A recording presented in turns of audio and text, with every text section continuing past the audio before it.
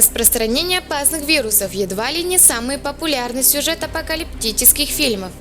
Но все эти сюжеты человечество пережило в реальности эпидемии, которые даже через века заставляют человека замирать и задумываться. Сейчас человечество почти научилось побеждать смертоносные болезни. Редакция Kyrgyz News предлагает вспомнить топ самых опасных из них, которые, впрочем, только сделали человека сильнее. Оспа. Около 300 миллионов жертв. Возбудитель стал единственной человеческой болезнью, которую удалось полностью искоренить. А до этого полного уничтожения благодаря программе вакцинации, которая началась в 1960-х годах. Оспа убила только в 20 веке около 300 миллионов человек. Вирус был древним, его следы обнаружили в образцах тканей мумий Древнего Египта. До 17 века примерно 400 тысяч европейцев умирали от него ежегодно, а еще больше оставались слепыми или изуродованными. История свидетельствует, что оспа стала даже первым биологическим оружием. Например, армия Великобритании использовала ее против французов, а также против американских индейцев в сражении за доминирование над Америкой. Черная смерть распространялся в Европе и Азии в 1340-х и 50-х годах. Это была одна из самых заразных пандемий в истории человечества, которая унесла жизни примерно 200 миллионов человек. Историки убеждены, что ее распространение началось в Китае. Вирус преодолел шелковый путь и появился вначале в Крыму, а затем во всей Европе. Население мира в то время составляло около 475 миллионов человек. Черная смерть сократила эту цифру примерно до 350 миллионов. Человечеству понадобилось 200 лет, чтобы восстановить уровень населения. Испанский грипп.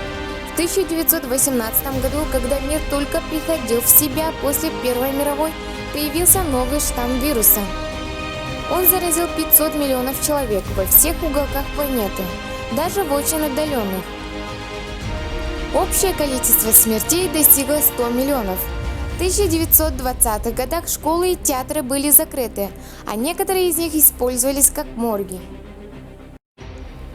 Источником вируса оказался полевой лагерь войск во Франции, однако грипп все же называют испанским. Дело в том, что в эту эпоху газеты в нейтральной Испании не были обременены в цензурной военных времен, поэтому они быстрее начали писать вспышки смертельного вируса. Он исчез так же внезапно, как и возник. Считается, что испанский грипп мутировал в менее смертоносные штаммы. Однако сказать об этом наверняка нельзя. Вспышка испанского гриппа считается самой смертоносной эпидемией за все время. Бубонная чума. Бубонная чума пришла из Китая. Впервые достигла Европы примерно в 540 году до нашей эры. Болезнь мучила континент примерно 200 лет и стала причиной сокращения местного населения на 50% за все это время. Греческий летописец Прокопий Косарайский писал, достигнув своего пика, чума убивала 10 тысяч людей в Константинополе ежедневно. Места для захоронения умерших не хватало, поэтому трупы просто лежали на улицах. Жители боялись хоронить своих родственников. СПИД. Первый клинический отчет о СПИДе появился 5 июля 1981 года, в котором речь шла о 5 случаях заражения в США. К концу 1982 года в стране уже был зафиксирован 771 случай.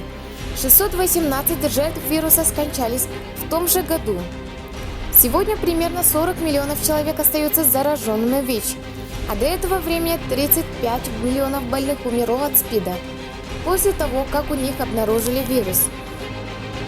Сначала считалось, что его жертвами становятся гомосексуальные мужчины, но впоследствии стало очевидным, что его действие значительно шире.